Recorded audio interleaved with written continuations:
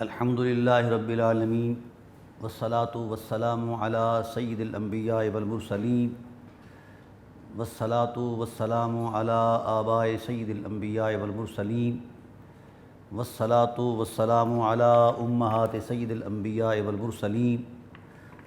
والصلاة والسلام علی اعمام سید الانبیاء والمرسلین لا سیما افضل البشر بعد الانبیاء بالقول الغالب خیر الناصرین سیدنا ابو طالب علیہ الصلاۃ والسلام وعلی آلہ و اصحابہ و اہل بیتہ و عطرتہ و عشیرتہ و احبابہ و احبائہ اجمعین اما بعد فاعوذ باللہ من الشیطان الرجیم بسم اللہ الرحمن الرحیم ویؤثرون علی انفسہم ولو کان بہم خصاصہ ومن یوق شح نفسہ فاولئک هم المفلحون صدق اللہ مولانا العظیم وبلغنا رسولہ النبی العظیم الرؤوف الرحیم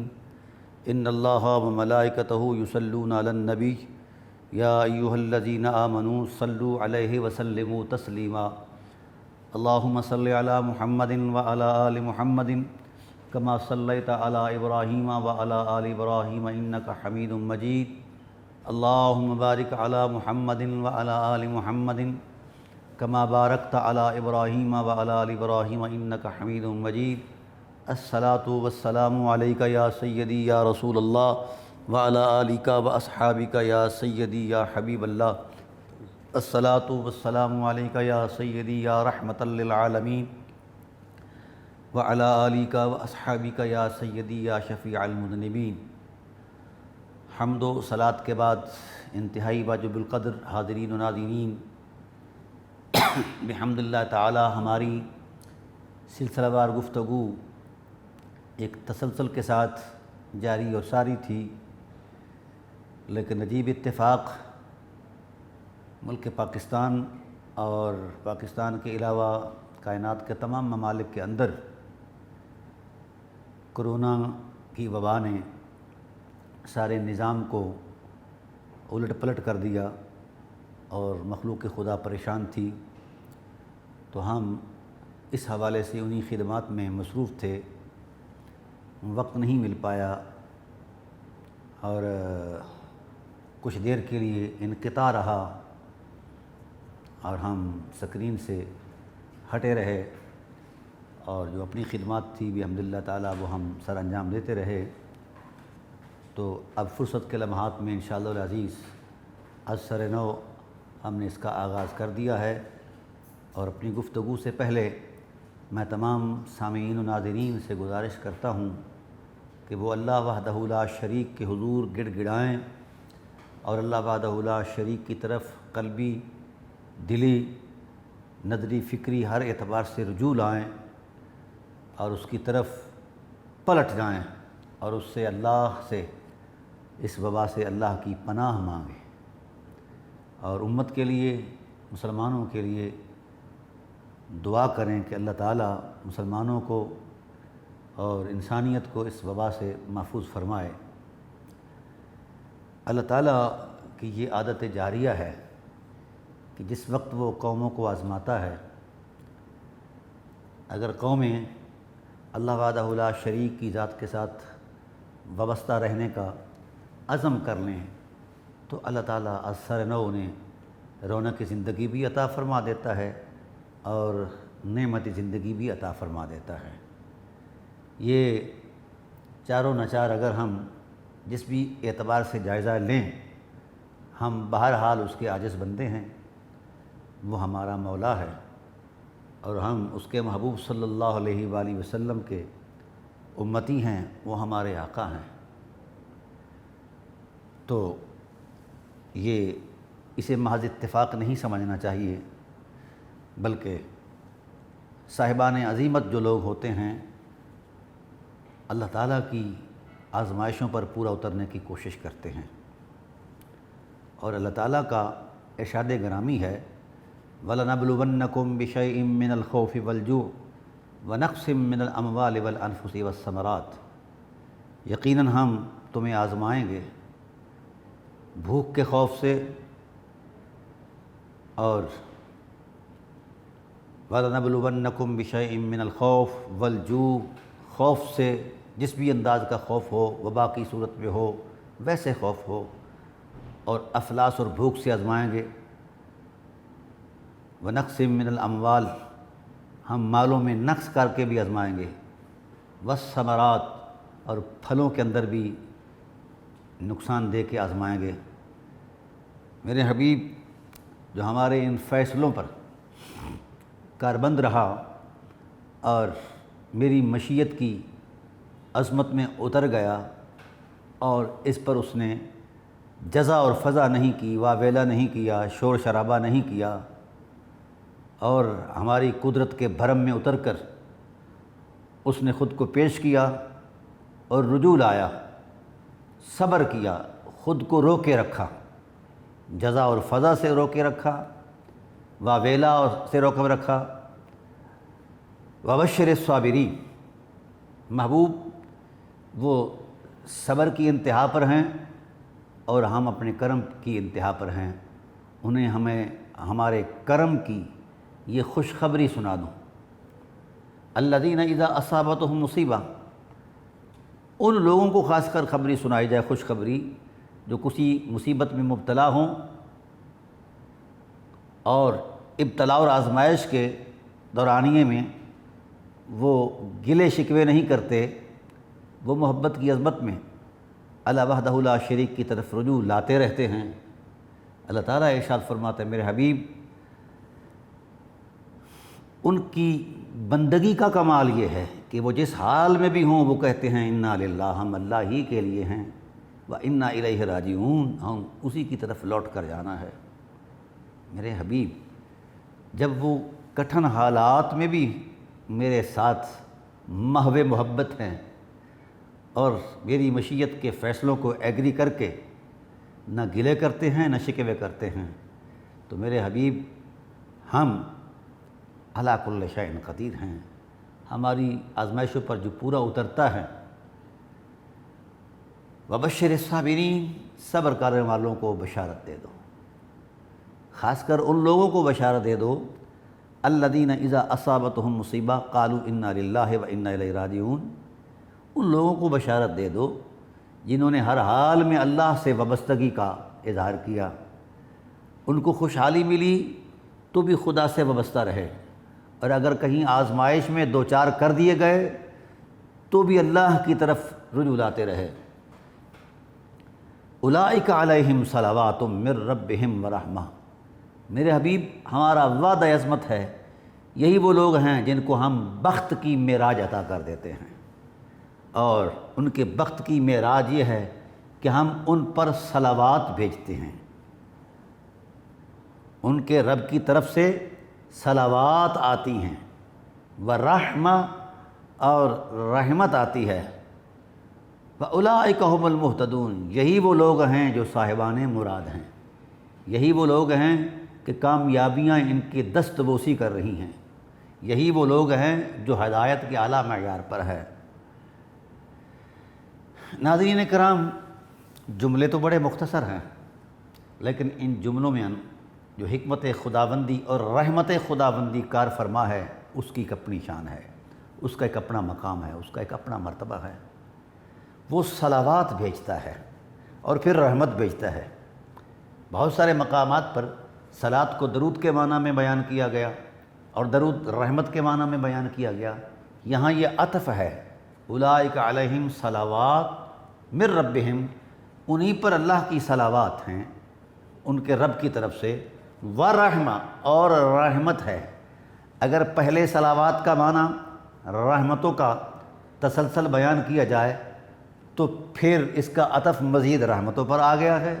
یعنی رحمت در رحمت پھر رحمت، ہر صورت رحمت۔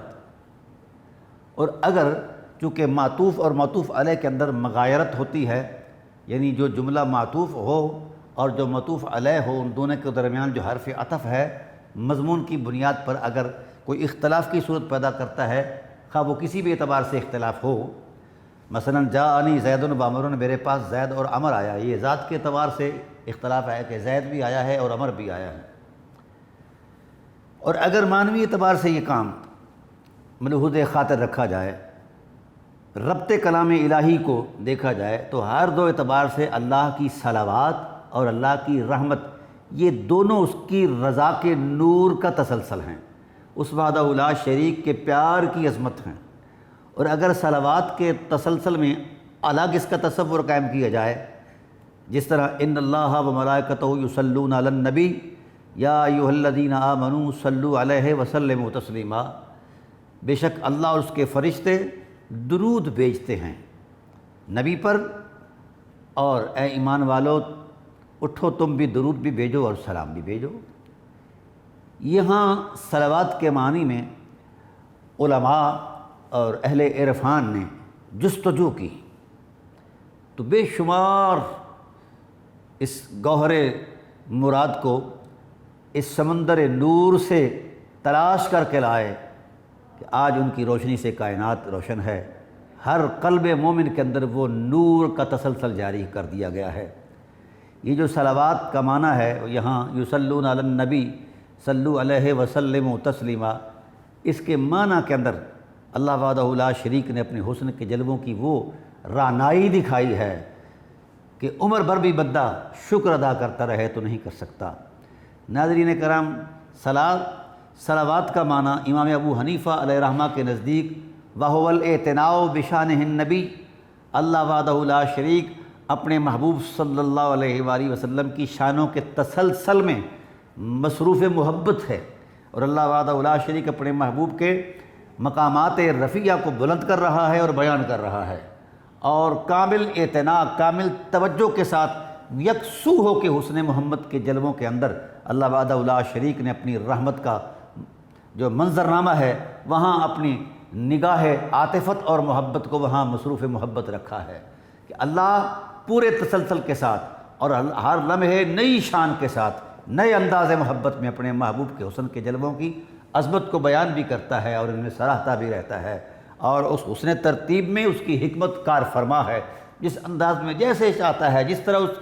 طرح اس کی بڑائی ہے، جس طرح اس کی بلندی اور شان و شوکت ہے،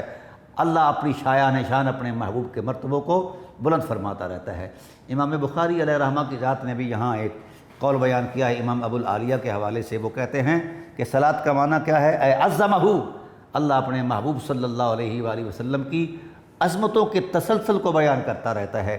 اور مسلسل اس عظمت کو بڑھاتا رہتا ہے اور پھر اس میں خوشی کا اظہار فرماتا رہتا ہے۔ بے شمار تشریحات، توضیحات ہیں۔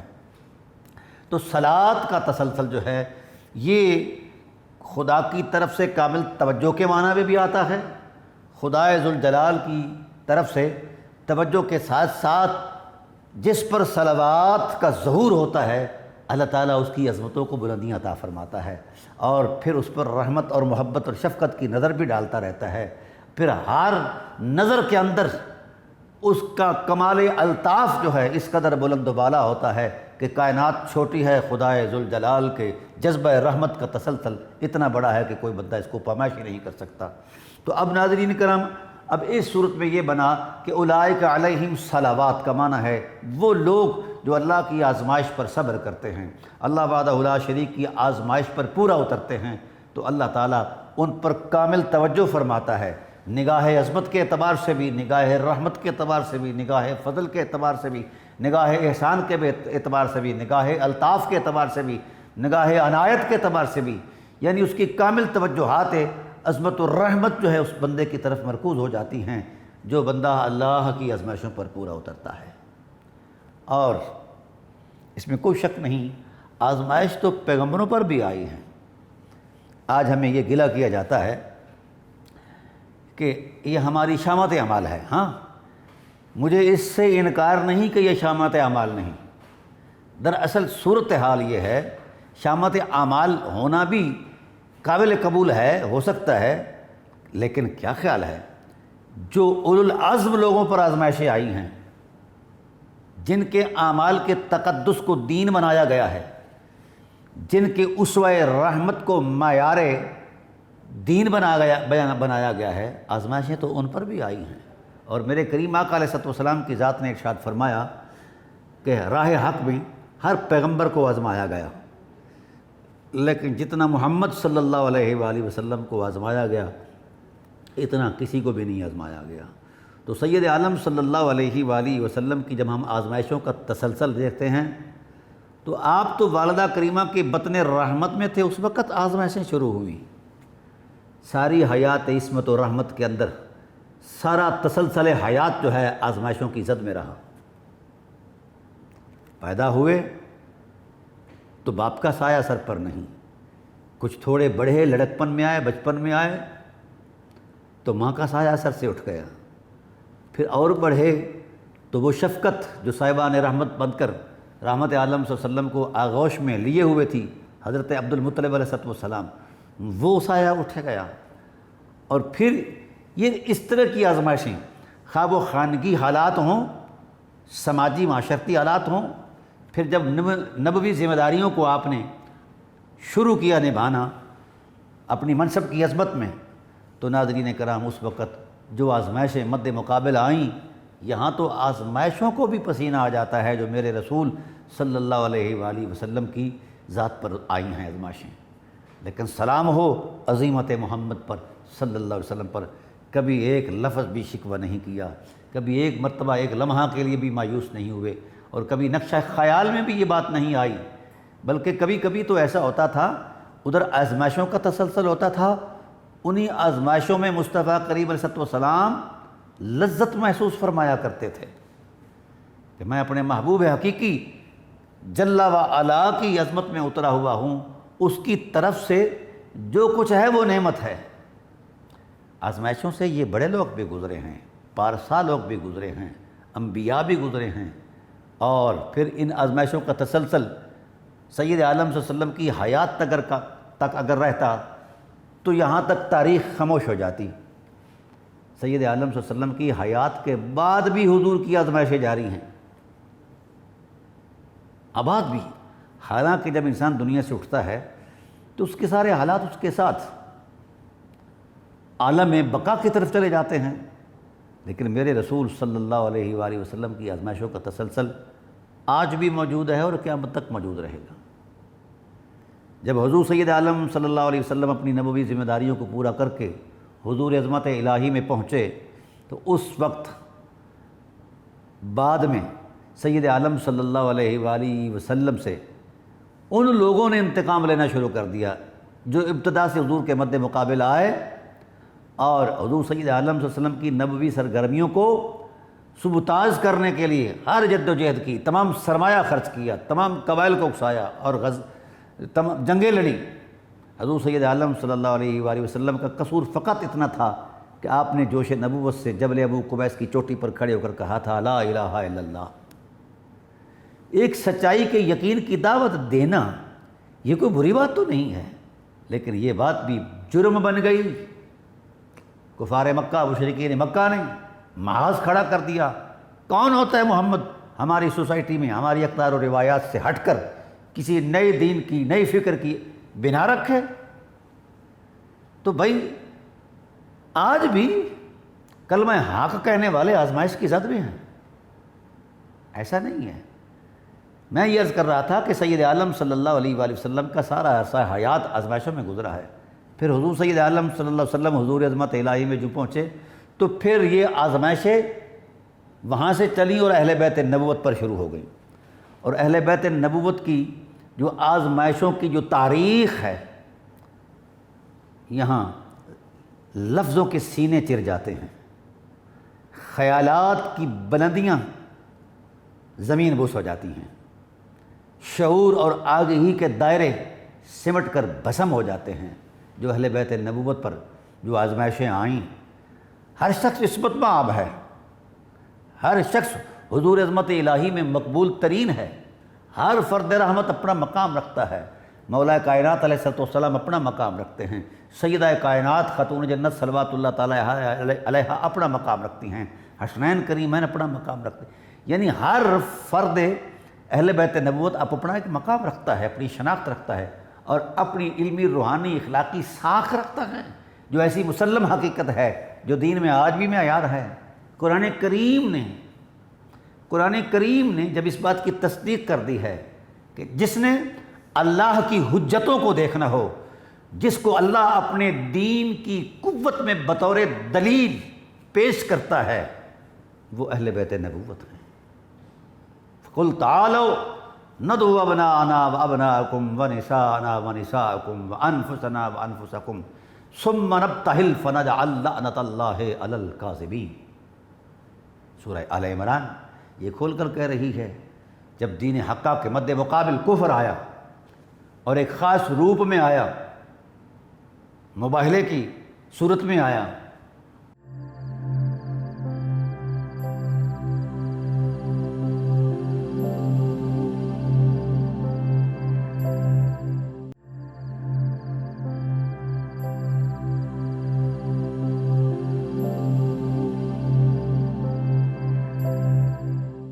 تو اب یہاں تلوار نہیں اٹھائی گئی، محاذ نہیں کھولا گیا، غزوہ تشکیل نہیں دیا گیا، کوئی مال جمع نہیں کیا گیا۔ بارگاہ عظمت الہی میں یہ طے تھا کہ محمد اپنا اثاثہ پیش کر دیں۔ اللہ اکبر۔ محمد صلی اللہ علیہ وآلہ وسلم کے کاشانہ رحمت میں جو ان کا اپنا ذاتی فطری اثاثہ ہے وہ پیش کر دیں۔ تعالوا ندعو ابناءنا وابناءکم ونساءنا ونساءکم وانفسنا وانفسکم۔ ہر فرد عصمت قرآن کی آیت کا معنی بن کر میدان میں آ گیا ہے۔ یہ آزمائش نہیں ہے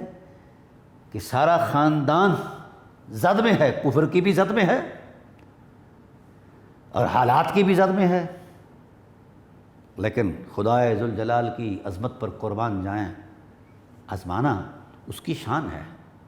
اس کا مقام ہے، اس پر کوئی گلہ نہیں ہے۔ مگر آزمائشوں کو بھی اگر عظیمتوں کا راستہ ملا ہے تو اہل بیت نبوت کی روشنی سے ملا ہے۔ عظیمتوں کو بھی اگر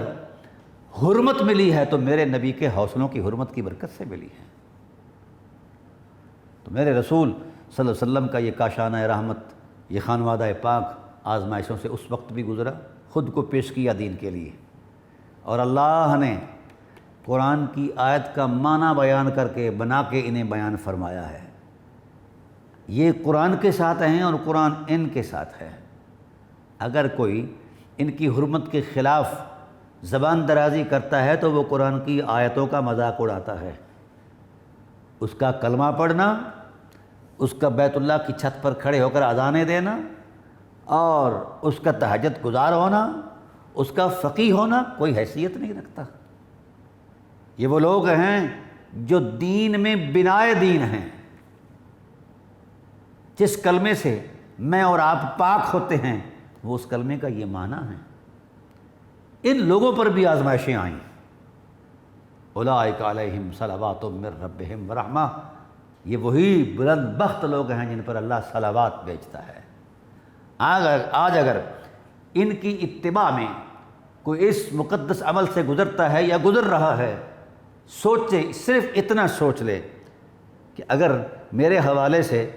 کوئی بھی مجھے میرا پیمانہ فطرت جو ہے کسی آزمائش کی زد میں ہے تو پھر دیکھے کیا میرے نبی صلی اللہ علیہ وآلہ وسلم کہاں کھڑے ہیں۔ اگر کسی کو باپ کی یتیمی کا احساس نہ ڈھال کر دے تو میرے رسول نے فرمایا مجھے دیکھو، میں اس وقت یتیم ہوا تھا جب میں اپنی ماں کے پیٹ میں تھا۔ اگر ممتا کا پیار یاد آئے اور نہ دیکھ پائیں تو حضور نے فرمایا میں ماں سے اس وقت محروم ہوا جب میں 6 سال کا تھا۔ تو اگر کسی رشتوں کے نقصان کی بنیاد پر کوئی آزمائش کے زد میں ہے تو پھر میرے رسول کے آزمائشوں کو وہ ذہن میں رکھے، سامنے رکھے، پھر اپنی آزمائشوں کو سامنے رکھے۔ اگر میرے آقا علیہ الصلوۃ والسلام کی آزمائشوں سے اس کی آزمائشیں بڑی ہیں تو پھر اس کا حق بنتا ہے کہ وہ جو کچھ کہے۔ اگر میرے رسول سے بڑی آزمائشیں نہیں تو میرے رسول نے ان آزمائشوں کو بھی ایک زینت عظمت بخش کر یہ کہا کہ کل کہیں ایسا نہ ہو کہ کوئی آزمائش گلہ کرے کہ کون تھا جو میرے وجود کو برداشت کر پایا۔ آؤ سینہ محمد حاضر ہے، آزمائش ہو، آؤ سینہ محمد حاضر ہے، حوصلہ محمد حاضر ہے۔ تو ناظرین کرام، اب یہ ایک ایسی صورتحال ہے کہ سید عالم صلی اللہ علیہ وآلہ وسلم صرف نماز، روزہ، حج، زکوٰۃ کے معمولات کے انداز میں اسوہ نہیں، یا چند اخلاقی رویوں کے اعتبار سے حضور اسوہ نہیں، حضور اسوۃ کاملہ، لقد جاءکم رسول لقد کان لکم فی رسول اللہ اسوۃ حسنہ، یہ تمہارے لیے ہر اعتبار سے اسوہ ہے۔ تو جب ہمیں تکلیفوں نے، آزمائشوں نے اگر گھیرا ہے تو پھر ہم اگر حوصلہ چاہتے ہیں، استقامت چاہتے ہیں، عزیمت چاہتے ہیں، حضور عظمت الہی سے انعام و اکرام کے خواستگار ہیں، تو پھر ہمیں رسول اللہ صلی اللہ علیہ وسلم کا اسوہ یہاں بھی نظر آتا ہے، اور سید عالم صلی اللہ علیہ وسلم کی اہل بیت اطہار کا اسوہ یہاں نظر آتا ہے،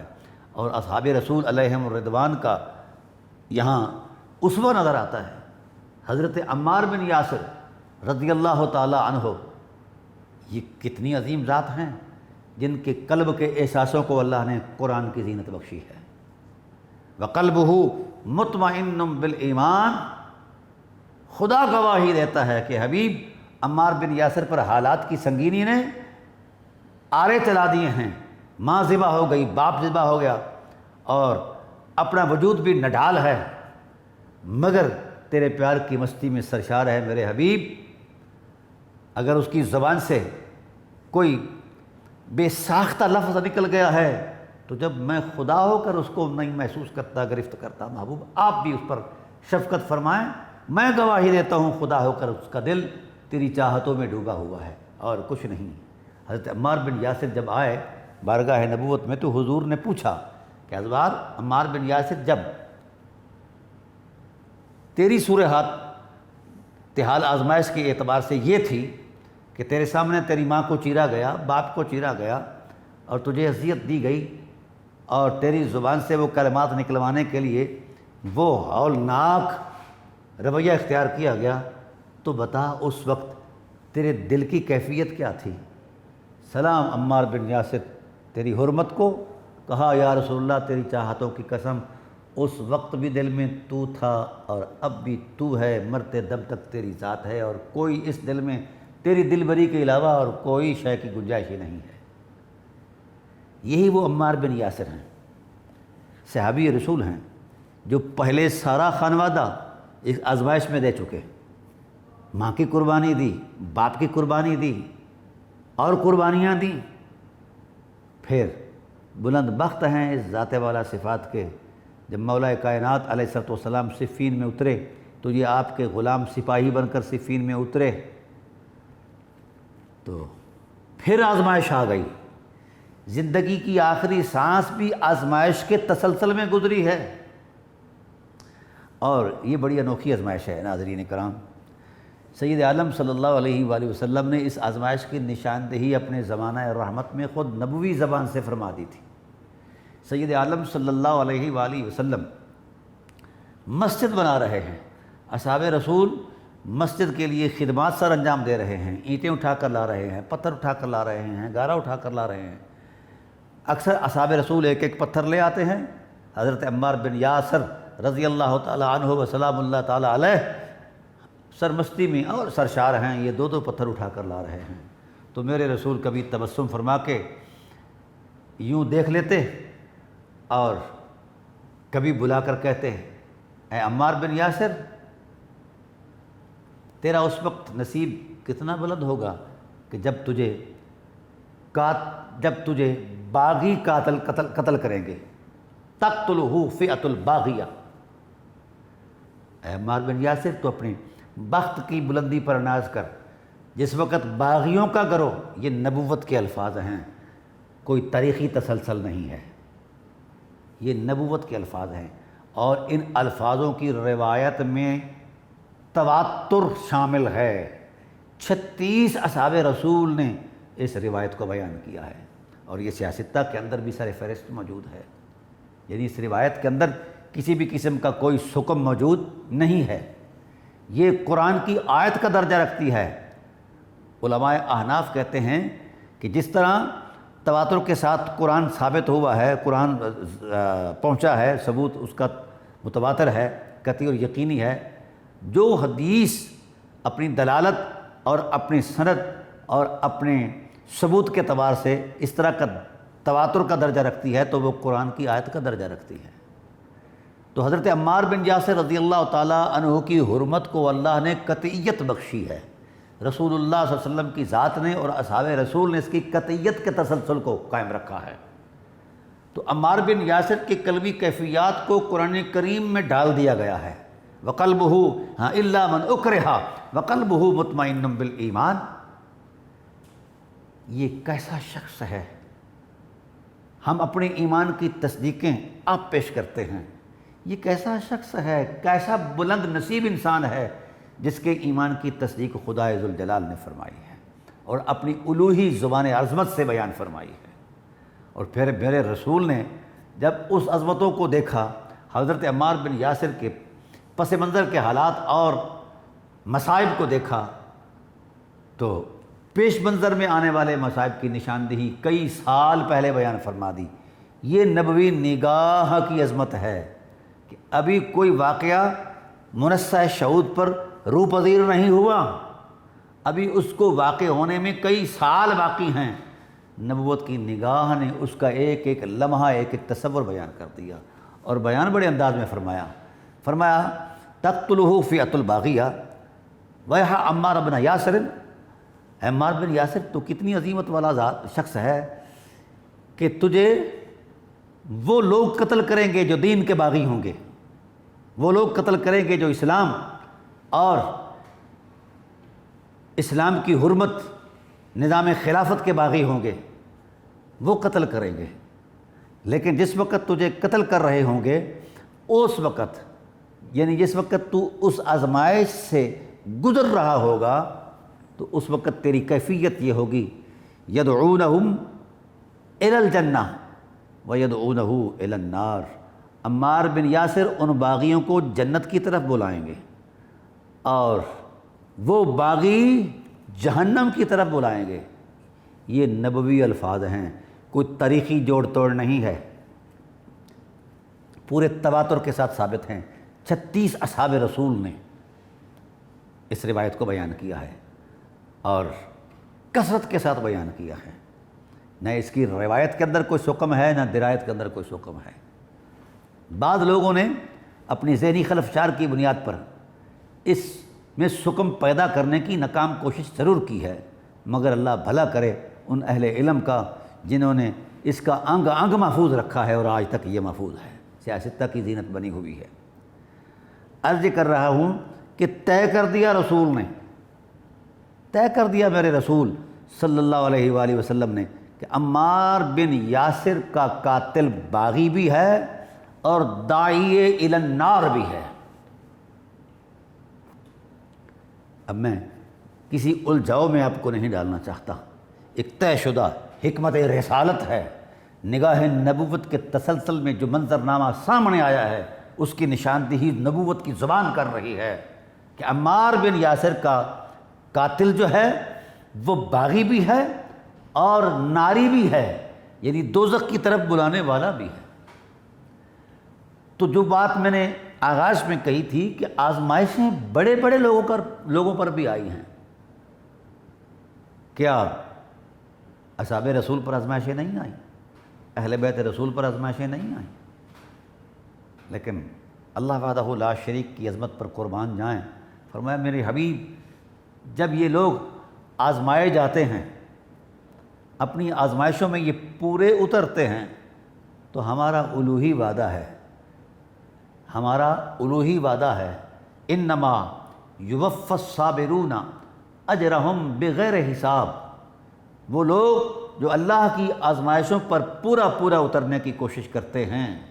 جب کل قیامت کے دن حضور عظمت الہی میں آئیں گے تو ہر عمل کا جو ثواب اور اجر ہے وہ ترازو کر کے دیا جائے گا گناہوں کے اعتبار سے۔ لیکن جب صابر آئیں گے تو اللہ فرمائے گا اے فرشتو اب گنتی کے پیمانوں کو ہٹا دو، صابر جانے یا صبور جانے، صابر جانے یا صابر کا خدا جانے۔ اللہ فرماتے ہیں انما یوفی الصابرون اجرہم بغیر حساب، ہم صبر کرنے والوں کو جب اجر دیں گے تو بے حساب اجر عطا فرمائیں گے، اور ثواب کے نور میں صابر ڈھانپ لیا جائے گا۔ تو آزمائشیں ناظرین کرام آتی رہتی ہیں، ملک و ملت ہماری پہلی ترجیح ہونی چاہیے، اور اس وقت ہماری آزمائش ہے۔ جو لوگ کرونا کے زد میں ہیں وہ تو آزمائش سے گزر رہے ہیں، دراصل ہماری آزمائش ہے کہ ہم اس مرحلے میں مسلم امہ کی بھلائی کے لیے کون سا کردار ادا کر رہے ہیں۔ وَيُؤْثِرُونَ عَلَىٰ أَنفُسِهِمْ وَلَوْ كَانَ بِهِمْ خَصَاصَةٌ۔ محبوب کمال کے وہ بندے ہیں جو اپنی ضرورتوں کو ضرورت مند ہونے کے باوجود بھی پیچھے رکھتے ہیں، اپنی ذات پر ترجیح دیتے ہیں ان لوگوں کو جو ضرورت مند ہیں۔ آئیے اس آیت کریمہ کا معنی بنیے، میں اور آپ مل کر اپنے بھائیوں کے ساتھ وہ کردار نبھائیے جو کردار اہل مدینہ نے مہاجرین مکہ کے ساتھ نبھایا تھا۔ ہمارے پاس تو اثاثہ ہی بڑا ہے اسوہ کے لیے، ہماری تو تاریخ ہی اتنی مقدس ہے کہ اگر کسی غزوے میں اصحاب رسول زخمی ہوتے ہیں تو کسی زخمی کو پانی پیش کیا جاتا ہے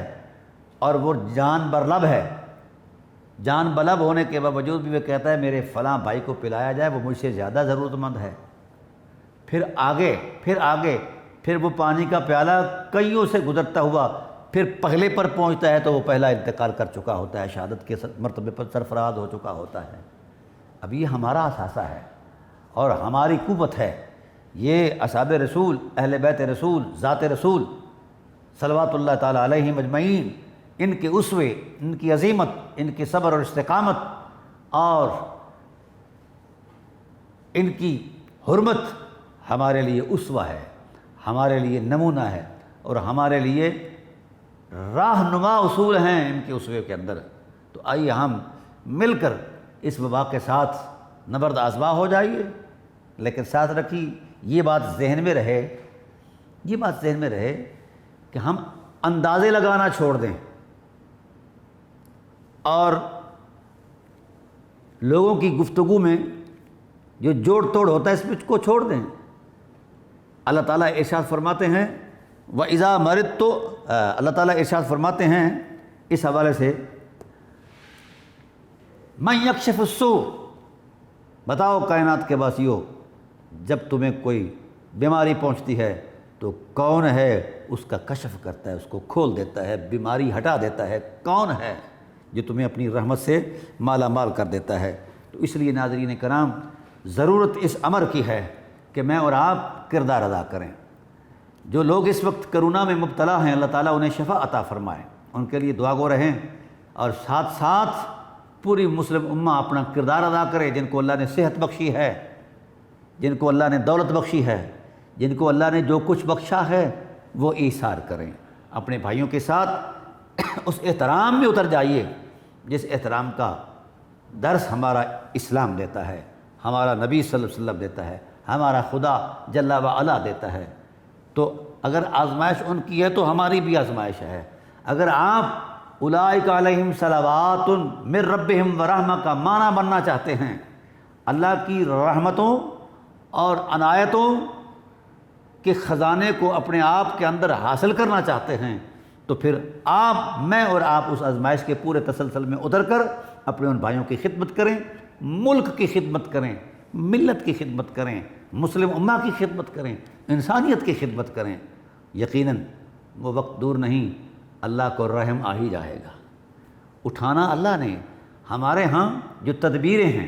ہماری حکومت کر رہی ہے یا دیگر احباب کر رہے ہیں یا اپنی بساط کے مطابق کر رہے ہیں، آج تک کوئی دعویٰ نہیں کر سکا کہ میں ایسا کر پاؤں گا۔ بھئی حوصلہ افزائی کے لیے اگر کوئی لفظ بول دیتا ہے کہ یہ ہو جائے گا وہ ہے، تو یہ اندازے ضرور ہیں، مگر حق اللہ جانتا ہے یا اللہ کا رسول جانتا ہے۔ اس لیے ضرورت اس امر کی ہے کہ میں اور آپ اس حوالے سے اپنا کردار ادا کریں اور اپنے مسلمان بھائیوں کے ساتھ ان کو ان کی اجنبیت سے نکالیں۔ بیماری تو آتی رہتی ہے، کرونا کے علاوہ بھی بیماریاں آتی رہتی ہیں اور انسان بیماریوں کی زد میں آتے رہتے ہیں، شفا یاب بھی ہوتے ہیں اور واصل بحق بھی ہوتے ہیں۔ ایسا تسلسل کائنات میں پہلے سے ہی جاری ہے۔ اگر یہ جو صورتحال اس وقت موجود ہے تو اللہ تعالیٰ سے پناہ مانگے، رجوع اللہ کریں، اے اللہ تیری قدرت کے سامنے کسی بیماری کی کیا حیثیت ہے۔ حضور کا ارشاد ہے، یاد رکھو۔ آج پریشان ہیں لوگ کہ جناب اس کی ویکسین نہیں تیار ہو رہی، یہ نہیں ہو رہا، وہ نہیں ہو رہا۔ وہ بھائی نبوت کی زبان نے جب ارشاد فرما دیا ہے لِكُلِّ دَاءٍ دَوَاء، ہر بیماری کے ساتھ اللہ نے دوا بھی نازل کی ہے، یقیناً اس کا حل ہے۔ جب ہم اپنے ٹیلی ویژن سکرین پر دیکھتے ہیں تو کرونا زدہ ہزاروں لوگ ایسے ہیں، کرونا ہوا ہے مگر اللہ نے ان کو شفا دے دی ہے۔ ویکسین نہیں بھی پھر بھی شفا میسر ہے۔ وہ کیسے آ گئی ہے؟ وہ کس نے دی ہے؟ ایک ڈسپرین کی ٹیبلٹ جو ہیں ہم استعمال کرتے ہیں، شفا جاب ہو کر گھر آ جاتے ہیں۔ تو بھائی اصل ہماری توجہ، ہمارا شعور، ہمارے انداز محبت اللہ کی طرف رجوع کی طرف ہو جائیں، اللہ کی طرف رجوع کریں۔ لوٹ آؤ وتوبوا الی اللہ جمیعا لعلکم تفلحون، فلاح پاتے ہو تو اللہ کی طرف رجوع کرو۔ اور جہاں تک ہماری یہاں خرابیاں ہیں، ہمارے اخلاقی رویے ہیں، یہ بات ذہن میں رکھیں، جس طرح صحت کا بگاڑ تعفن سے پیدا ہوتا ہے، آلودگیوں سے پیدا ہوتا ہے، یہ صحت کا بگاڑ ہے۔ ڈاکٹر حضرات یہ کہتے ہیں کہ یہ بیماری اس وجہ سے آئی ہے، اس آلودگی سے آئی ہے۔